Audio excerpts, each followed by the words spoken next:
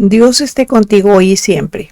Esta vez, ¿estás seguro de tener al Espíritu Santo? Parte 2. La semana pasada aprendimos a reconocer algunas formas de darnos cuenta si tenemos al Espíritu Santo en nuestra vida. Hoy continuaremos con la segunda y última parte. Cuando nuestra vida da fruto en abundancia, es que el Espíritu Santo vive en nosotros. Gálatas 5, 22, 23 dice: mas el fruto del Espíritu es amor, gozo, paz, paciencia, benignidad, bondad, fe, mansedumbre, templanza. Pablo habla en individual para ayudarnos a entender las características que debemos de tener en nuestro corazón. O sea, se está refiriendo al fruto que produce el Espíritu Santo en nosotros. Todas estas son características del fruto del Espíritu Santo. No es que sea el fruto en sí, sino que son las características del fruto del Espíritu. La palabra fruto muestra que aunque sus características son 9, es un todo unificado. No son independientes una de la otra. Y que la manifestación perceptible, o sea, lo que se ve de cada una de esas virtudes en nosotros, es consecuencia directa de la presencia de Dios en nuestra vida. Porque miren, o tenemos el fruto y lo manifestamos, o definitivamente no lo tenemos. Porque el fruto es la naturaleza misma del Espíritu Santo que se muestra en nuestro carácter. Sin embargo, al igual que el fruto físico necesita tiempo para crecer, el fruto del Espíritu no madurará en nuestras vidas de la noche a la mañana. No se desarrolla automáticamente.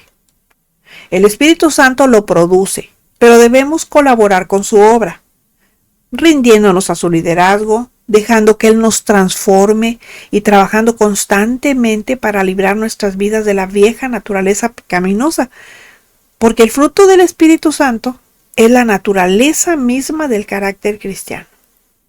Ahora bien, para dar fruto debemos tener una vida guiada por la presencia del Espíritu Santo, porque cuando pensamos en cómo debería ser nuestro carácter como hijos de Dios, inmediatamente lo relacionamos con el fruto del Espíritu Santo, que es la carta de presentación, fíjense, la carta de presentación de un verdadero hijo de Dios. Porque cuando el Espíritu Santo habita en nosotros, es inevitable que el fruto brote en nuestras vidas. Ahora, ¿cuál es el significado práctico? Que como nuestro corazón es transformado, el Espíritu Santo nos lleva a amar a personas que antes no podíamos ni oír su nombre. Y no lo hacemos de manera forzada, lo hacemos de verdad.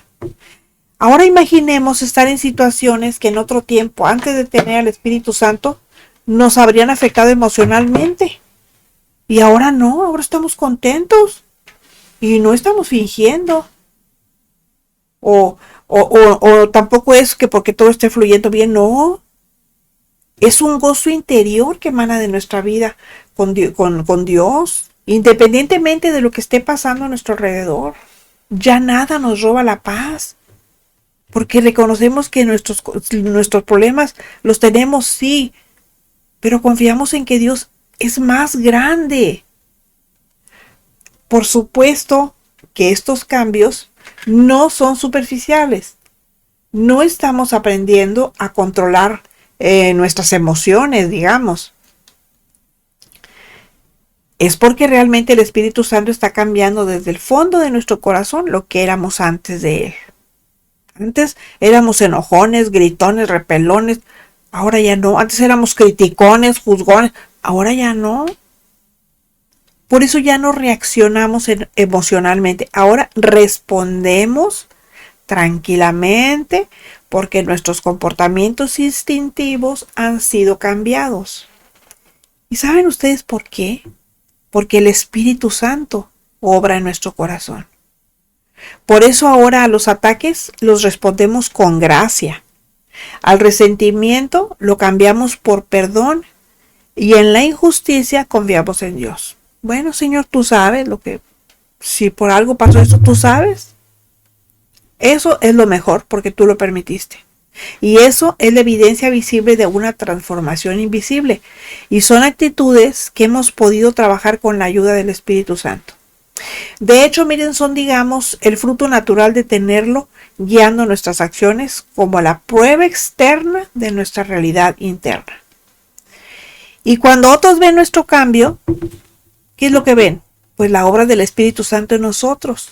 Y entonces pueden ser testigos de lo que solo Dios puede hacer en un corazón humano que está dispuesto a morir a la carne para vivir crucificando sus deseos egoístas y decir no a su naturaleza caída.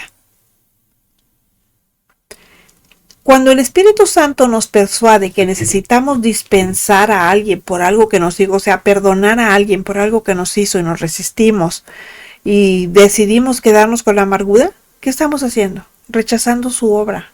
Y no vamos a dar fruto en esa área porque no habrá desarrollo.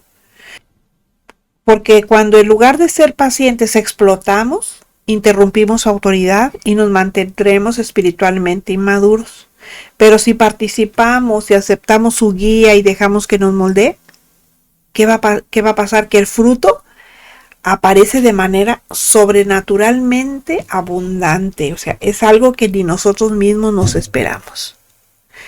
Bueno, cuando nosotros damos fruto, el Espíritu Santo está en nosotros. Ahora, no significa que vayamos a mostrar al mismo tiempo el amor, el gozo, la paz, la paciencia, la fe, la benignidad, la mansedumbre, la templanza. No, no se trata de eso, porque algunas circunstancias no necesitan que presentemos todas esas características. Habrá circunstancias en las que tengamos que mostrar amor, en que tengamos que mostrar fe, mansedumbre, en otras templanza. O sea, ¿sí me explico? Bueno. Cuando mostramos rechazo absoluto hacia el pecado, no hay duda, el Espíritu Santo está en nosotros. De manera así radical se los digo. Cuando nosotros mostramos dolor por el pecado que hay no solo en nuestra vida, sino a nuestro alrededor, el Espíritu Santo está en nosotros. Porque miren, lo que antes nos parecía normal y aceptable, ahora nos ofende, nos molesta, nos inquieta nuestro espíritu. Ahora ya no vemos ni leemos temáticas que indudablemente ofenden a Dios y nos entristecen. La música mundana ahora nos parece ofensiva, nos parece carente de moral en sus letras, destructiva de los principios y nos parece inductora hacia el mal. Por eso hay tanto muchachito ahorita que tiende a las cosas malas por esos corridos. Yo no sé ni por qué les llamarán así. Gracias a Dios que nosotros no vivimos en un lugar donde se escuche esa música, pero la verdad es que si sale uno por otros lugares, la ves. Las pláticas triviales entre amigas, donde no faltaba el chisme, la crítica, la competencia y la vanidad, ahora nos parecen pérdida de tiempo, nos parecen ofensivas y destructivas. ¿Y saben por qué? Porque corrompen nuestra alma. En cambio, al tener al Espíritu Santo viviendo en nuestro corazón, ya no vamos a lugares donde sentimos que no encajamos. Ya no vamos a donde nos sentimos fuera del lugar. Porque el Espíritu Santo nos convence que simplemente no encajamos. Podemos ser bien llegados, pero no bienvenidos. Y esto no es tolerancia religiosa. Tampoco es que estemos aplicando la ley como si fuéramos fariseos. No, es el Espíritu Santo haciéndonos sensibles a la santidad de Dios y a la ofensa del pecado. Es Él quien cambia nuestros placeres, nuestras preferencias. Es Él quien ordena nuestros valores desde adentro. Y ser sensibles al pecado viene con una tristeza santa por el estado en que se encuentran los moradores de la tierra, o sea, la gente del mundo sin Dios y sin esperanza. ¿Y cómo los empezamos a ver? A esa gente que está perdida en los vicios, en la mala manera de vivir. Pues ya no los vemos con juicio arrogante. Ahora los vemos con una compasión genuina. Lamentamos su condición espiritual. Ahora nos duele ver a tanta gente en las garras de los pecados que alguna vez nos oprimieron a nosotros. Ahora nuestro corazón se duele al ver cómo Satanás destruye matrimonios, familias, vidas y con todo ello eternidades, porque son vidas perdidas. Ahora estamos gimiendo por una generación que está siendo engañada por mentiras que se presentan como verdad. Imagínense ahorita la tendencia que hay ahorita de los Terians o los no sé cómo les llaman, esas personas que se sienten animales. Pues ¿de dónde viene eso? Ese es el engaño de Satanás. Pero a nosotros nos duele la carga por los perdidos, el deseo de ver a otros, experimentar la libertad que hemos encontrado. Eso es la compasión misma que Cristo sintió por nosotros y que ahora está siendo formada en nosotros por el Espíritu Santo. Esto es algo que Él nos produce naturalmente cuando habita en nuestro corazón, porque estamos rendidos a Él. Algo más que nos dice si tenemos al Espíritu Santo en nosotros es que de repente nos importa el destino de las almas perdidas de las personas. Y porque porque no nos importa el qué dirán y ahora decidimos compartir el Evangelio, ya no callamos nuestra fe, porque estamos sintiendo que el amor de Cristo por nosotros nos obliga, eso nos obliga. Es contradictorio que alguien que se dice amar a Dios y no haga tanto porque su reino crezca. Pero hacerlo es una evidencia muy clara de que el Espíritu Santo está vivo y activo dentro de nosotros. Pero también hay algo que necesitamos saber para estar muy atentos. Nuestro adversario va a pretender tergiversar nuestro sentir hacia el pecado. Él va a buscar convertirlo en condenación, haciéndonos sentir que no somos suficientemente buenos. Él va a hacer que nosotros actuemos con arrogancia, creyéndonos superiores a otros. Va a hacer que nos comportemos como fariseos, enfocándonos en reglas externas mientras nuestro corazón permanece sin cambio. Pero ¿saben qué? Nosotros tenemos que rechazar todas esas distorsiones, porque la verdadera sensibilidad al pecado que produce el Espíritu Santo nos hace ser humildes, no arrogantes. Nos hace compasivos, no críticos. Nos hace depender de la gracia, no estar confiados en nuestra propia justicia. Y además siempre nos empuja hacia Cristo. Nunca nos aparta de Él. Si tenemos conciencia real de que existe el mundo espiritual invisible, el Espíritu Santo está en nosotros. Yo no me refiero a cuestiones místicas extrañas o a manifestaciones sobrenaturales sensacionalistas. De que aquí se apareció esto en un comal, de que allá se apareció no sé quién, no sé qué tanto. No, eso es diabólico. Yo estoy hablando de tener un profundo entendimiento de que lo que vemos con nuestros ojos físicos no lo es todo. Que hay mucho más que lo que tenemos frente a nuestra nariz. Nosotros vivimos en dos mundos paralelos al mismo tiempo. El mundo que vemos naturalmente y el mundo espiritual que no vemos porque es invisible, pero que es más real, poderoso, determinante y permanente de lo que creemos. Comparado con el mundo físico que sí vemos y nos parece tan sólido, esto es más real de lo que nos imaginamos, porque todo es espiritual, en el mundo todo es espiritual. Segunda de Corintios 4:18 dice, no mirando nosotros las cosas que se ven, sino las que no se ven, pues las cosas que se ven son temporales, pero las que no se ven son eternas. ¿Se fijan por qué les digo que es espiritual? Cuando el Espíritu Santo esté en nosotros, nuestros ojos espirituales comienzan a abrirse. Sí los tenemos abiertos, pero están cegados. Empezamos a ver situaciones no solo en su dimensión natural, sino más allá, porque las vemos en su dimensión espiritual. Ustedes se han fijado cuando los perritos de repente está uno ahí sentado y de repente los perritos están ladre hacia una pared, hacia el techo, hacia cosas así y se les ponen los pelitos así, o sea, en el lomo. Ellos están viendo lo que nosotros no vemos, ellos tienen esa capacidad, nosotros no. Entonces, ¿pero qué pasa? Cuando empezamos a ver con los ojos del espíritu, ya no solamente con los ojos físicos, reconocemos que cuando hay un conflicto constante en nuestro hogar, no es solo incompatibilidad de caracteres o problema de comunicación. Lo que pasa es que hay fuerzas espirituales trabajando para destruir nuestra familia. Cuando nosotros enfrentamos tentación repetitiva en un área específica, entendemos que no es solo debilidad humana.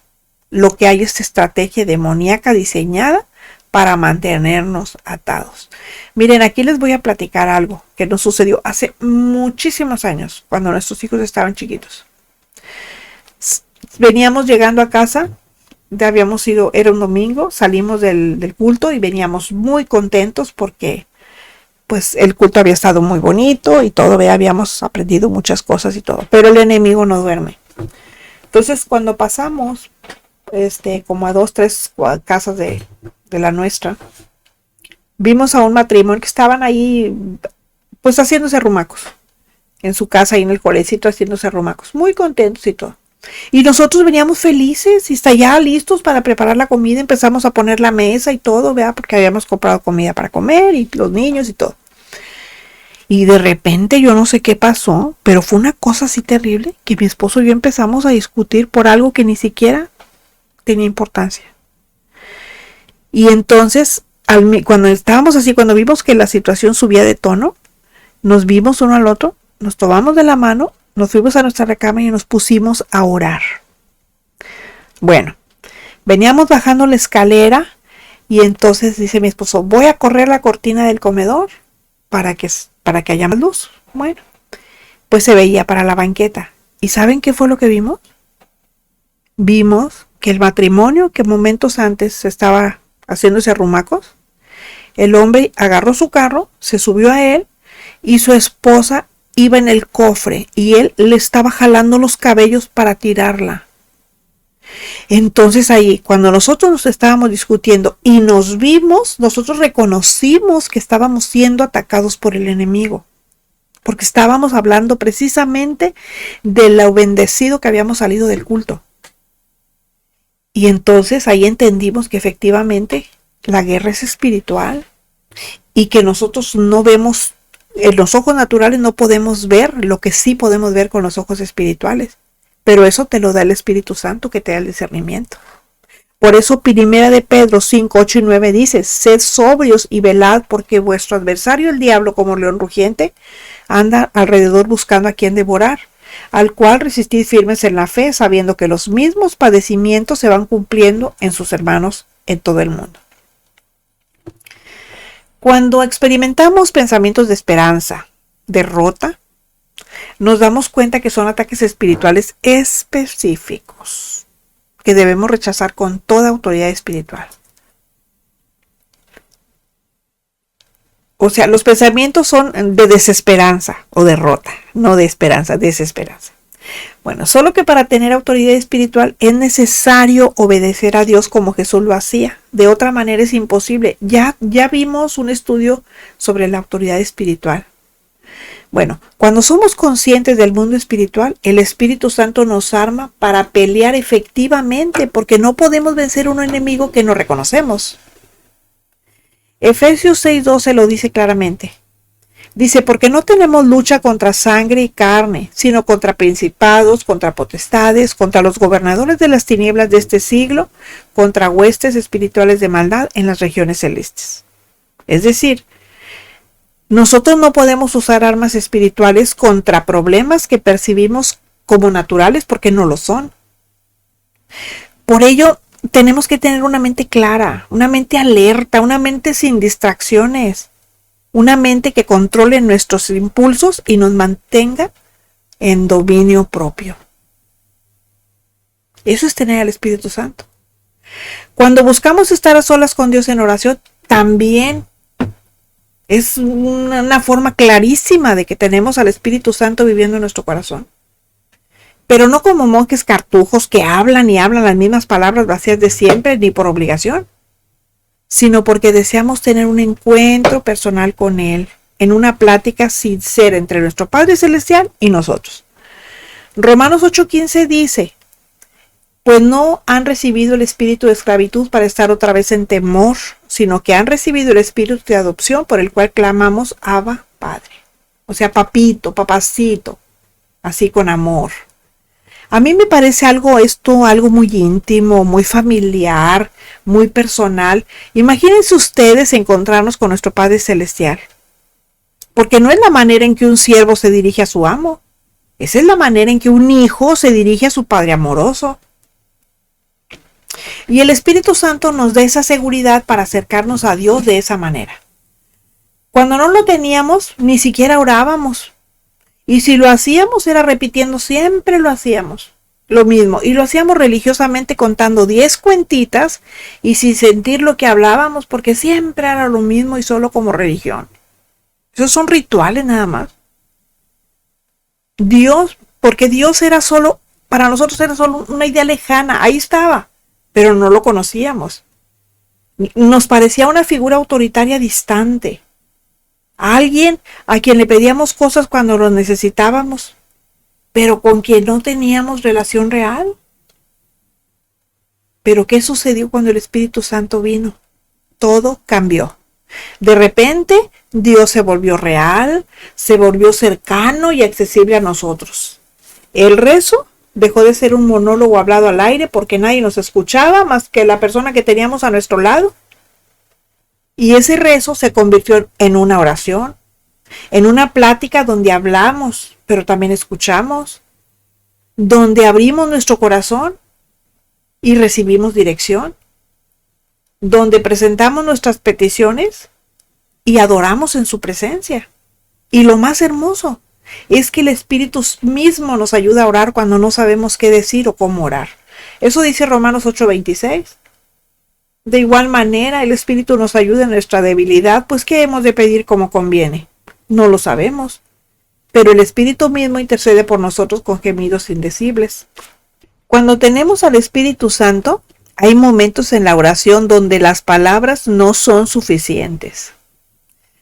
Momentos donde nuestro corazón está tan lleno de adoración, está tan quebrantado o tan abrumado, que no podemos articular palabras que emitan lo que sentimos. Y es precisamente allí cuando el Espíritu Santo interpreta nuestros deseos y los emite con gemidos a nuestro Padre Celestial en una intercesión perfecta, mejor que si nosotros lo hubiéramos hablado. Esa es una de las ayudas más preciosas que el Espíritu Santo nos da. Si nuestro deseo de hablar la palabra de Dios es tan fuerte que no puede ser acallado, no hay duda. El Espíritu Santo está en nosotros. Esto no significa forzar a nadie para que nos escuche. Nosotros no podemos obligar a nadie a que crea lo que creemos y que no quieren creer. Yo me refiero al deseo extraordinario que nos impulsa a hablar con valentía, que no nos importan las críticas cuando compartimos nuestra fe en el Señor Jesucristo. Cuando no nos avergonzamos del Evangelio, no importa que haya costo personal, que haya rechazo, burla, inclusive persecución total, eso no nos quitará el deseo de seguir. Y si somos rechazados, pues mientras no sea por el Espíritu, por el Señor y el Espíritu Santo, todo estará bien. Hechos 1:8 dice: pero recibiréis poder cuando haya venido sobre vosotros el Espíritu Santo y me seréis testigos en Jerusalén, en toda Judea, en Samaria, hasta lo último de la tierra. Me encanta este texto. Aquí no dice que el poder sea para conquista terrenal. El poder es para ser testigos. O sea, para ser mártires en el sentido de dar testimonio del sacrificio de Jesús, de su resurrección y obviamente pues su mensaje completo, ¿verdad? Este pasaje nos habla de una proyección geográfica. Aquí está definiendo un plan de expansión. Miren, si ustedes se fijan, empieza por Jerusalén, porque Jerusalén era su entorno inmediato. Luego Judea y Samaria, que eran regiones judías cercanas, pero divididas. Y la tierra de los samaritanos, ¿verdad? Que también era parte de ellos. Bueno, luego habla de hasta lo último de la tierra, los límites. Y hablando de misión universal, es decir, alcanzar a todas las naciones y culturas. Por ello, el Evangelio nos ha alcanzado a nosotros. Este texto, hagan de cuenta que es la gran comisión del libro de Hechos. Porque es un llamado a los cristianos para que capacitados, facultados por el Espíritu Santo, extendamos el mensaje de la gracia y salvación por fe en Jesús en manera progresiva desde nuestro círculo local hasta el mundo entero. Gracias a Dios por estos medios, de verdad que gracias a Dios por estos medios. Miren, los medios en sí no son malos. Depende del uso que nosotros le demos, ¿verdad? A mí me ha servido mucho porque yo no tengo la oportunidad de andar en otros lados. Hay gente a la que yo no conozco y que seguramente está escuchando y que yo bendigo en el nombre del Señor por eso y le agradezco por su tiempo. Imagínense hacer esto Y nosotros todos lo debemos de hacer, todos. Porque no sugiere que posiblemente encontraremos algo de valor para hacerlo. Él nos ofrece el poder específico para ser testigos. Eso fue lo que sucedió con los discípulos cuando el Espíritu Santo vino. ¿Y saben quiénes eran esos hombres? Los que, a pesar de haber andado con Jesús y de conocerlo, lo negaron. ¿Se acuerdan de Pedro? Se escondieron por medio, escaparon todos patitas. ¿Para qué los quiero? Cuando Jesús fue arrestado. Pero cuando el Espíritu Santo vino sobre ellos, parecían leones espirituales, predicaban, pero con una autoridad, en las mismas calles donde Jesús había sido crucificado. Solamente el poder del Espíritu Santo pudo hacer esto. ¿Y qué hicieron cuando las autoridades religiosas les exigieron que no hablaran en el nombre de Jesús? ¿A poco corrieron a esconderse? Ellos no tuvieron miedo. ¿Saben qué respondieron? Nosotros no podemos dejar de decir lo que hemos visto y oído. Su cambio no fue porque ellos hayan sido muy buenos oradores y que aplicaban técnicas de convencimiento.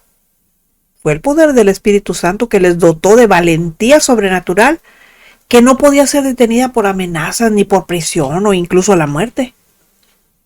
Y ese mismo Espíritu está en nosotros. Bueno, si es que verdaderamente somos salvos y hemos nacido de nuevo.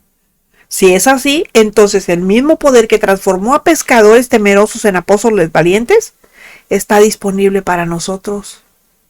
Y si el Espíritu Santo realmente habita en nuestro corazón, pues ese mismo fuego que hizo que hombres ordinarios movieran el mundo antiguo con el Evangelio está ardiendo dentro de nosotros. Hagámonos unas preguntas, son bien simples, mire. ¿Somos valientes para hablar de Jesús o somos cristianos de la secreta? En nuestro vecindario nadie conoce nuestro testimonio. ¿Escondemos nuestra fe como para que se piense que estamos negando a Jesús? Si estamos en esos supuestos, tenemos que examinarnos muy bien y ver si el Espíritu Santo realmente está en nosotros. No estoy hablando de ser perfectos o que nunca vamos a tener miedo, porque pues claro que lo vamos a tener. Sus discípulos tenían miedo, pero el poder del Espíritu Santo era más grande que su miedo. Ellos oraban pidiendo valor y lo recibían. Y nosotros podemos hacer lo mismo. Acuérdense que todos aprendemos por imitación. Si ellos lo hacían, ¿por qué nosotros no? Sus discípulos fueron perseguidos y respondían con gozo porque eran dignos de padecer afrenta por el nombre de Jesús. Esa es la marca del Espíritu Santo. No es perfección sin lucha, es poder sobrenatural que nos capacita para vencer el miedo y hablar con atrevimiento cuando la carne quiera permanecer callada. Miren, nuestro testimonio no tiene que ser muy expresivo. No necesitamos ser teólogos entrenados o predicadores ordenados. Lo que necesitamos es compartir lo que Dios ha hecho en nuestra vida, contar nuestra historia, hablar de cómo éramos antes de Cristo y cómo somos ahora con Cristo. Describir la diferencia de lo que Él ha hecho, declarar las verdades del Evangelio, que todos hemos pecado, que el pecado nos separa de Dios, que Jesús murió para pagar nuestro pecado, que resucitó victorioso sobre la muerte, que ofrece vida eterna a todos los que creen en Él. Esas son las verdades más poderosas del universo. Y cuando las compartimos en el poder del Espíritu Santo, las vidas son transformadas, los corazones duros son quebrantados, los ojos ciegos son abiertos, porque no es nuestra elocuencia lo que cambia a las personas. Es el Evangelio de la gracia proclamado en la autoridad del Espíritu Santo. Bueno, otra marca. Cuando el Espíritu Santo está en nosotros, sufrimos un cambio progresivo pero innegable, que nos hace más y más como Jesús. Obviamente no va a ser de la noche a la mañana, pero sí con lucha, con fracasos temporales. La dirección que toma nuestra vida es claramente inconfundible. Estamos cambiando, estamos creciendo, estamos siendo conformados a la imagen de Cristo. Segunda a los Corintios 3:18 lo describe hermosamente. Miren qué palabras tan lindas dice. Por tanto nosotros, todos, mirando a cada descubierta como en un espejo la gloria del Señor, somos transformados de gloria en gloria O sea, somos transformados en la misma imagen como por el Espíritu del Señor, de gloria en gloria. No estamos estancados, no podemos permanecer igual, tenemos que ser transformados progresivamente. Y esa transformación no es algo que produzcamos por nuestro esfuerzo humano o porque seamos muy religiosos. Se trata de la obra sobrenatural del Espíritu Santo. Él es quien toma las circunstancias que enfrentamos, las pruebas que atravesamos, las victorias que experimentamos, los fracasos que lamentamos o que lloramos o que nos duelen, y los usa para moldearnos, para formarnos, para refinarnos, para purificarnos, madurarnos espiritualmente, igual que un alfarero con arcilla que la amasa para darle forma. ¿Qué hacemos nosotros cuando queremos hacer unas tortillas de harina? Pues mezclamos la harina con la manteca, le ponemos agua, le ponemos sal y hacemos una masa. Ahí estamos moldeando, dándole forma. Luego agarramos el palote y le empezamos a dar forma. Es lo mismo que hace el Señor. Y aunque el proceso duele, porque hay momentos donde tenemos que dejar ir cosas que amábamos, donde necesitamos morir a deseos que parecían parte de nuestra identidad. Pero el resultado final es glorioso. Me estoy imaginando una tortilla de harina esponjándose así bien rica. Nos estamos convirtiendo en lo que fuimos creados para ser. Estamos siendo restaurados a la imagen de Dios que el pecado había desfigurado. Estamos reflejando más y más el carácter de Cristo. Regresemos la vista al pasado en nuestra vida espiritual. ¿Somos la misma persona que éramos cuando nos convertimos o hay evidencia clara de crecimiento, cambio y madurez? ¿Las cosas que nos derrotaban hace un año todavía tienen el mismo poder sobre nosotros? ¿Los pecados que nos esclavizaban siguen siendo igual de fuertes? ¿Nuestro carácter ha sido refinado? ¿Nuestra paciencia ha aumentado? ¿Nuestro amor por el otro se ha profundizado? ¿Nuestra pasión por Dios se ha intensificado? Si podemos ver ese patrón de crecimiento, si hay evidencia verificable de que no estamos donde antes, que estamos progresando espiritualmente, que la santidad está aumentando en nuestra vida, aunque eso sí despacito. Bueno, esa es una confirmación poderosa de que el Espíritu Santo está trabajando en nosotros. Porque donde Él está presente, tiene que haber cambio radical, tiene que haber crecimiento constante y vida encaminada hacia Dios. Pero si somos honestos y sabemos que no hemos sufrido cambio alguno, si sabemos que somos exactamente las mismas personas o peores, si practicamos el pecado sin remordimiento, si no buscamos la santificación progresiva, si nada más cuando vemos al pastor ahí nos hacemos los muy santos, entonces necesitamos examinar seriamente nuestra salvación. Porque en términos espirituales, el cristianismo sin transformación es una contradicción. Así como también es una contradicción que sean jóvenes y no sean revolucionarios. Porque los jóvenes siempre tienden al cambio. Nosotros no podemos tener al Espíritu Santo en nosotros y seguir siendo completamente iguales. Eso es imposible. Ya Dios nos ha dado vida eterna y estamos espiritualmente muertos. Simplemente es antibíblico por donde se vea. Así que bueno, pues ya vimos algunas marcas que podemos verificar en nuestra vida para saber si el Espíritu Santo está en nosotros. Si reconocimos alguna, pues eso confirma que el Espíritu Santo sí está en nosotros. Y si al contrario no tenemos ninguna, pues entonces necesitamos revisar si verdaderamente somos salvos o si solamente somos turistas religiosos de domingo. Porque como dijera el reformador Martín Lutero, por mi propio entendimiento o fuerza, no puedo creer en Jesucristo mi Señor, ni acercarme a Él. Es el Espíritu Santo quien me llama por medio del Evangelio, me ilumina, me santifica y me mantiene la verdadera fe. Nosotros por nosotros solos no podemos hacer cambios. Tiene que ser el Espíritu Santo habitando en nosotros. Si no, estamos fritos. Termina el estudio, empieza el servicio. Porque todos los que son guiados por el Espíritu de Dios, estos son hijos de Dios. Romanos 8:14. Si no has recibido a Cristo como el Salvador y Señor de tu vida, este es el tiempo. Necesitas ser nacido de nuevo porque nadie que ame las cosas de este mundo podrá ver jamás el rostro de Dios. Arrepiéntete de tus pecados. Sé sincero y con tus propias palabras pídele perdón a Dios en el nombre de Jesús, quien te abre la puerta a la vida eterna.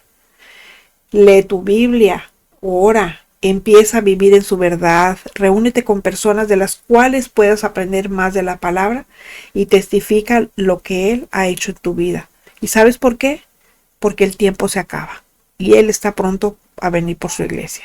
Si les edificó, regálenme un like. Hoy les invito a que se unan al nuevo canal Desmantelando Mentiras que abrimos recientemente. Allí aprenderán a debatir con los de la iglesia mayoritaria, esos que están en la ciudad de las 7 colinas. Bueno, con esos. El tiempo se acaba y es necesario estar bien documentados para tener las armas con las que podamos enfrentar todo lo que se oponga a la verdad de Dios. Hasta la próxima, cuando volveremos a encontrarnos en nuestro jueves de estudio. La gracia de nuestro Señor Jesucristo sea con todos ustedes. Amén